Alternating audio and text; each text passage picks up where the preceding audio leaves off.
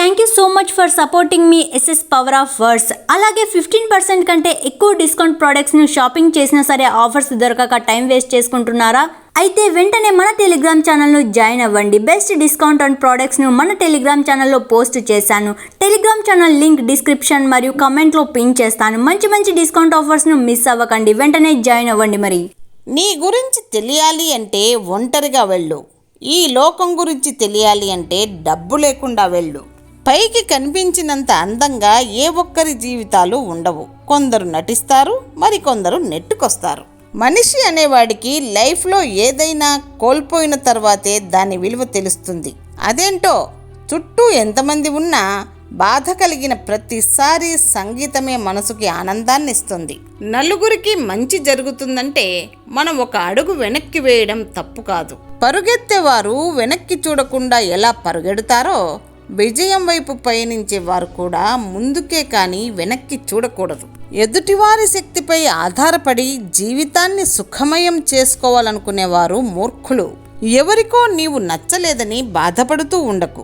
బట్టల షాపులో కూడా ఒకరికి నచ్చక ప్రక్కన పడేసినవే మరొకరికి బాగా నచ్చుతాయి. జీవితం కూడా అంతే. మోసం చేసేవాడు ముందు ఆలోచిస్తాడు, మోసపోయినవాడు తర్వాత ఆలోచిస్తాడు. కాలం కలిసి రాకపోతే అవసరం లేని విషయాలకు కూడా మనం మాట పడాల్సి వస్తుంది. ఈ రోజుల్లో మాట కన్నా మౌనం మేలు. వినయశీలి వద్ద అహంభావం చూపవద్దు. అహంకారులతో వినయంగా ఉండవద్దు.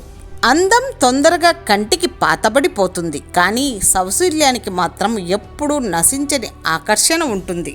మీరు పోగొట్టుకున్న దాన్ని తిరిగి తెచ్చుకోవడం ఎంత ముఖ్యమో, మీకు ఉన్నదాన్ని కాపాడుకోవడం కూడా అంతకంటే ఎక్కువ ముఖ్యం. ఎవరైనా మనల్ని బాధ పెడితే మళ్ళీ వాళ్లకు బాధ కలగాలి అని అనుకోకూడదు. ఒక నవ్వు నవ్వి దూరంగా ఉంటే చాలు.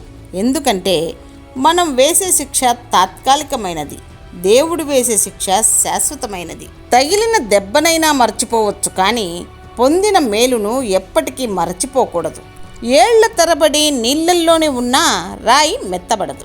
ఎన్ని కష్టాలు చుట్టుముట్టినా ధీరుడు ఆత్మవిశ్వాసం కోల్పోడు.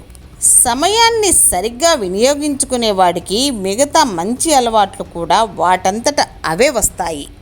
మాట జారవిడిచిన నోటికేం తెలుసు బాధ అంటే ఏమిటో? ఆ మాట పడిన మనసుకే తెలుసు బాధ అంటే ఏమిటో. ప్రశ్నకు తగిన సమాధానం రాసినప్పుడే పరీక్షలో ఉత్తీర్ణత పొందగలరు. అలాగే ఎదుటి వాళ్లకు సరైన జవాబు చెప్పగలిగినప్పుడే జీవితంలో రాణించగలరు.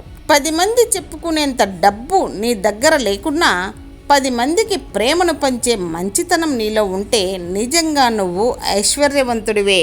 మనకు గాయమైతే ఎంత బాధపడతామో ఎదుటివారిలోనూ అలాంటి బాధే ఉందని భావించడమే మానవత్వం.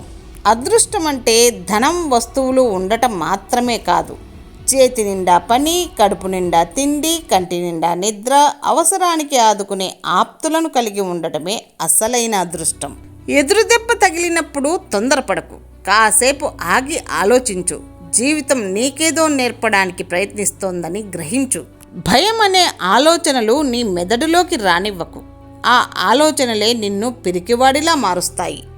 కొసరి అన్నం పెట్టేవాళ్ళని, కసిరి మంచి చెప్పేవాళ్ళని జీవితంలో ఎప్పుడూ వదులుకోకు. అలాంటి వారు మన జీవితంలో నుండి ఒక్కసారి వెళ్ళిపోయారంటే మళ్ళీ ఎంత వెతికినా దొరకరు. నిజానికి వాళ్ళే నిజమైన మిత్రులు. మరణం మనిషిని ఒక్కసారే చంపుతుంది, కానీ మనసు పడే బాధ మనిషిని ప్రతిరోజు చంపుతుంది.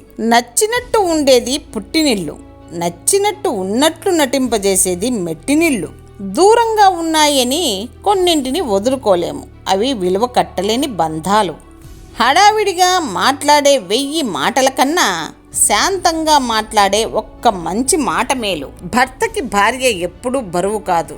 బాధ్యత బరువు అనుకున్నవాడు భార్యని ప్రేమగా చూసుకోలేడు.